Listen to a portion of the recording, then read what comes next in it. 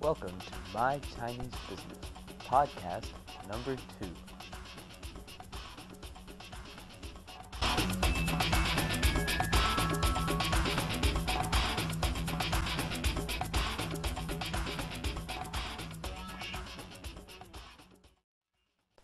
Hi there, once again my name is Sean, or Shawan, and to start the second podcast, I would like to briefly talk about the first podcast a little bit more. There's one thing I don't think I made clear enough in the first podcast, and that is my experiences in China are from the point of view of a Caucasian Westerner. Why is this important? Well, my experiences there and how people interact with me are going to be different than someone who looks Chinese. A good example of this might be if I was in a store and the person behind the counter handed me a form and then looked up and saw who I was. Immediately he would, apologize, and if I could even say hello to him in Chinese, ni hao, he would look at me in amazement. And normally what would happen next is he would tell me how well my Chinese is, how amazed he is that a foreigner can speak Chinese, etc. Whereas an American-born Chinese person, if he was in China, and even if his Chinese is good, if it's not perfect, they'll look at him and wonder why. Even if he says he was born in the States, they normally still question, how come your parents didn't teach you Chinese? And if you can't write, well, that's also kind of embarrassing as well, and a lot of people there don't understand why the person can't write Chinese, even if he wasn't born there. And also with people, there's a big difference, such as in socializing there, dating, girlfriends. There's a lot of things, but I won't go into the details right now. I'll save that for later podcasts, later posts on the website.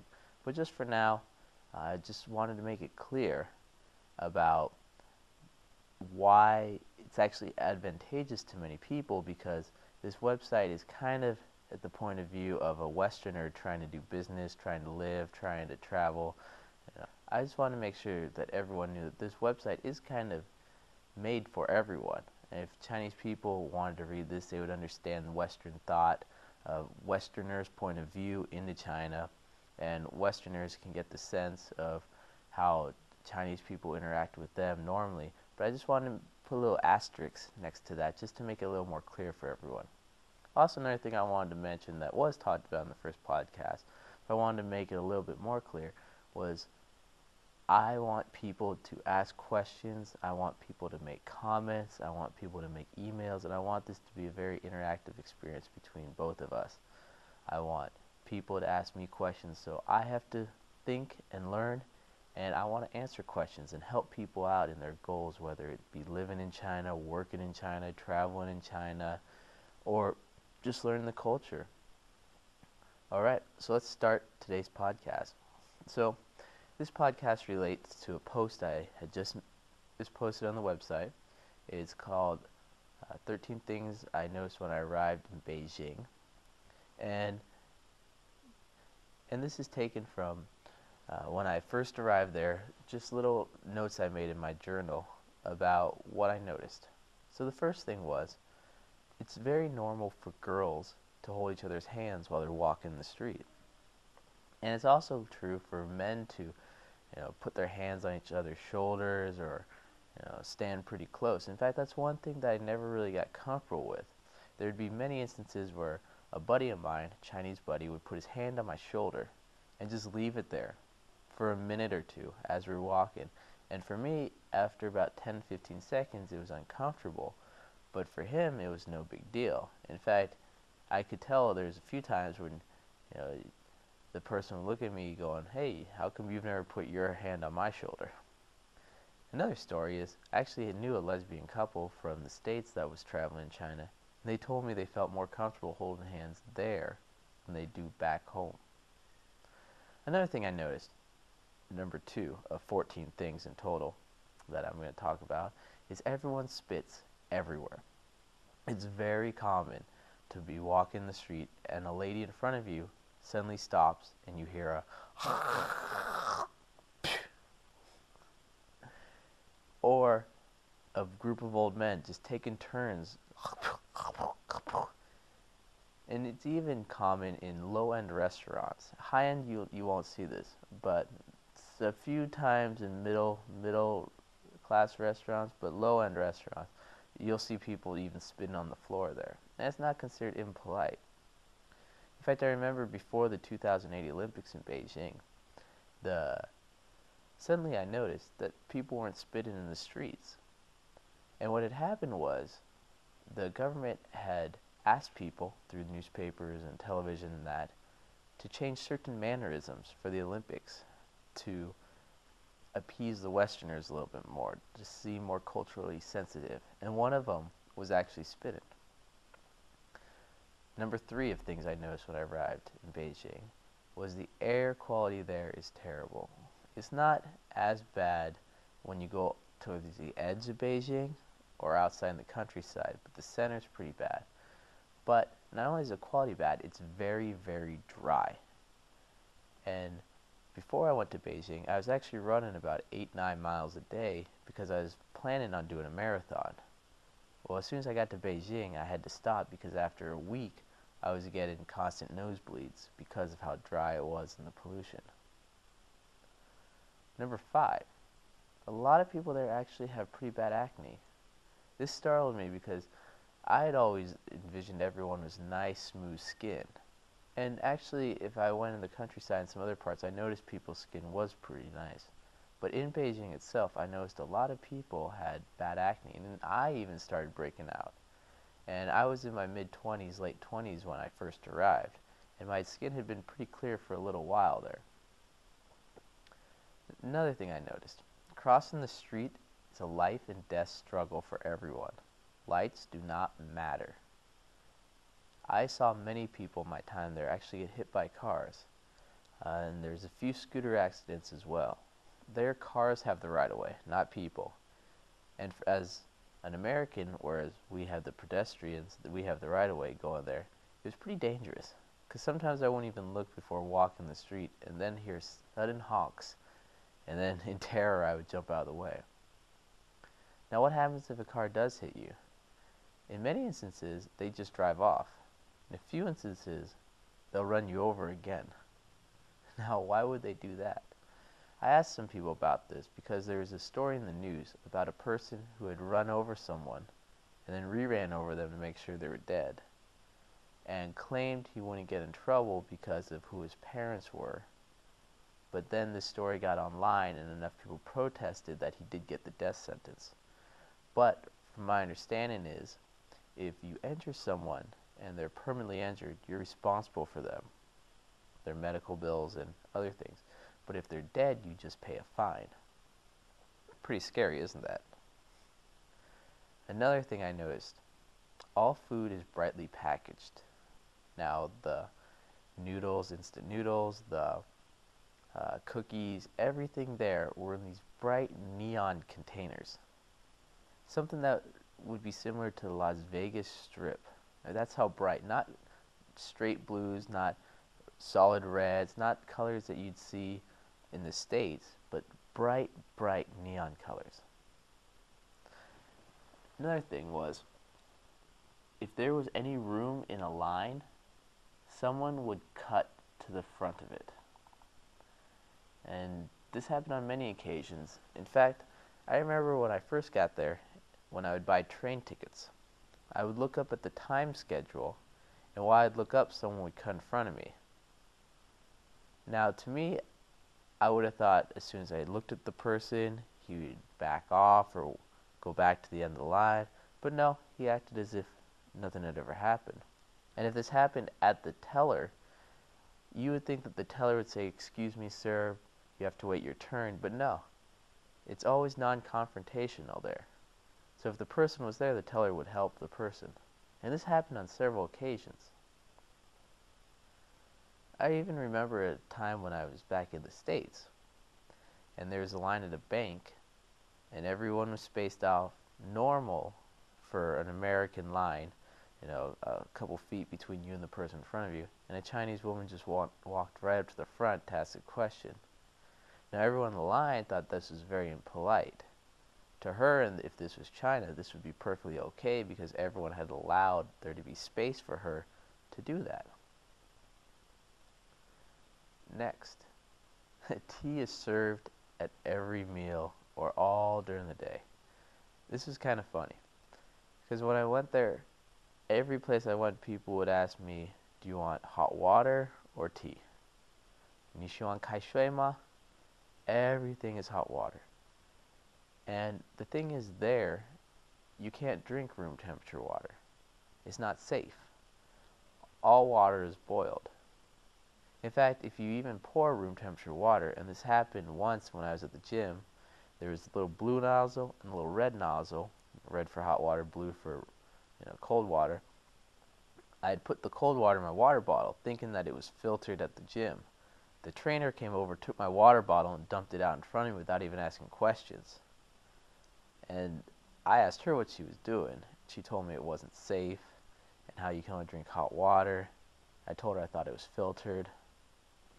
But no, you have to drink hot water there for everything. Unless it's bottled water, that's fine. But it actually got to the point where when I went back to the States, I was pretty terrified to actually drink water from water fountains. I was in the airport, I remember, and I was looking around to see if there was a sign that said, "This water's safe to drink." I had just become so conditioned to not drinking any public water or water that hadn't been boiled. Next thing, everything at any place can be bargained for if you don't ask for an invoice. Now, I originally put a receipt on the website, but then a Chinese friend of mine looked over it and said you should change receipt to invoice, and she's right. Why is this? Well, most things are cash in hand, and if there's no invoice or no receipt, there's no record of the transaction, so you have room to bargain. They don't have to pay taxes, things like that. I'll go into detail later on about the tax system there, how people avoid taxes, and how in reality no one knows how much money is actually there. Now, that probably sounds kind of weird to people, but everything is cash in hand there. You don't know how many times, really, there can be really no record of how many times that money actually exchanges hands. Because also taxes are done, on an honesty policy for the most part, and you say how much you make. Here's an example. I was doing translation work for a man whose daughter was going to go to the U.S. to study at a university. Well, I was filling in all the paperwork, and it asked for income, and he'd written down 6,000 renminbi a month, and that was his reported income for the government. Well, the thing was, when he came to meet me, he was driving a $60,000 BMW. So how could a man that makes $900 a month afford a $60,000 BMW and to be able to pay for his daughter to go to the States to a university? Well, the thing was, he managed a coal mine, so maybe he made 6,000 for government tax purposes, but between gifts, red envelopes, hongbao, and other income, maybe he was making 4 or 5 times that. You never know. You never know, and that was my point of the example. You really don't know what people make there. But you do need to know how to bargain. And that will be another lesson that will be posted on the website. So, another thing that I noticed when I was there, everyone has had their bike stolen. I had 2 bikes stolen when I was there, and actually I was quite lucky. I had friends that had 3, 4 bikes that were stolen, that were there less time than me. And that included my foreign friends and my Chinese friends. In fact, I knew some people that purposely would buy bikes from people they thought had stolen them because they knew they would just get stolen later. Another thing is the city blocks are extremely long. I remember just walking 1 or 2 blocks would take me 20, 30 minutes. If you've ever been to the Summer Palace, the Forbidden City, or anything in China, you would just kind of realize the grandness of everything, just the size. And everything is built for millions of people in mind. So if you need to go 3, 4 blocks, you may want to take a taxi. I mean, think of it this way. In Beijing, if you went from Wudao to Gomao, or Sihui, or some part, one end of the city to the other, you may be in the subway almost 2 hours. That's how large Beijing is. And there's other cities in China that are just as large, if not larger. Another thing was, there are smokestacks all over the place. Now, many of these were to be used to heat the water, used to heat the houses. And the thing about this is, in China, the heating system works by the government regulating what days it's turned on and what days it's turned off. And it's predetermined, not based on the weather, but it's just predetermined from, years before. So even if it's freezing outside, your apartment may not have any heat. Now you can always buy a little electric heater that you plug in, but in many instances this will not be enough. And another thing is this temperature, there's no dial. It's not regulated. So when I was living in Beijing, I remember for a while there, I was living on the bottom floor, and I'd also lived on the top floor, or the 6th floor. Well, the bottom floor, it was always cold. Always freezing during the winter. But the 6th floor, even during the winter when it was below 0, the windows would be open all night long, because there's so much heat rising from the apartments below that it was a furnace. The floor would be very, very warm. It was actually very comfortable to walk around, but it was ridiculous how much energy was wasted. And you have to pay for that too. Everyone's heating is the same price based on heating is determined by meters squared. Another thing is, it's not all of China that has heaters. There's actually a line that divides the country, and if you're north of it, your apartments, your homes have heaters. If you're south of it, you're out of luck. Next thing I noticed, there's a lot of little Korean pockets in Beijing and in many cities in China. And if you want some good bargains, these are good places to go, especially if you haven't learned Chinese yet. Many of the people that work in these areas, their English is very good. And to be honest, they seem to be more comfortable around Westerners. Why is that? Well, a couple reasons, possibly. In general, most Koreans have to serve in the military, and in some instances they fight alongside Westerners. I knew a Korean that was in the Special Forces that was in Iraq. Also, there's many military bases in South Korea that are Westerners, so people grow up next to them, interacting with them. Another reason why it's good to go there for goods is because they know how to trade with the Chinese. They're border countries. They have thousands of years of history trading, working together, working against each other, but just working. So they kind of know how to get good deals there. And they can teach you and help you out. So, once again, those were 14 things that I noticed when I arrived in Beijing. So this is some of the things I noticed when I first arrived in Beijing. Girls holding hands, people spitting everywhere, just how dry it was, how a lot of people's skin wasn't that good, crossing the street, how dangerous it is, how tea is served at every meal, or at least hot water is, how one thing I didn't mention, but the food there, it's good and it's cheap, but you may feel that you're not getting all your nutrients. They do put a lot of MSG in the food, but it is good. How everything there you can bargain for, how everyone has had their bike stolen, there's smokestacks all over the place. The Koreans have their own sub-communities, which are great to have bargains. Oh yes, and one more thing. You'll often hear fireworks going off during the day. and at night. And this symbolizes someone that just got married. At first I didn't know this and I just thought there's people crazy and always lighting off fireworks, but then someone told me that that symbolizes a marriage and good luck. So that's the last one. I hope you enjoyed this podcast, and I hope you subscribe to my podcast, and I hope you go to the website www.mychinesebusiness.com and check it out. Sign up for the RSS feed, the newsletter, and anything else that would help me get information to you as fast as possible. Thank you, and I'll talk to you soon. Take care.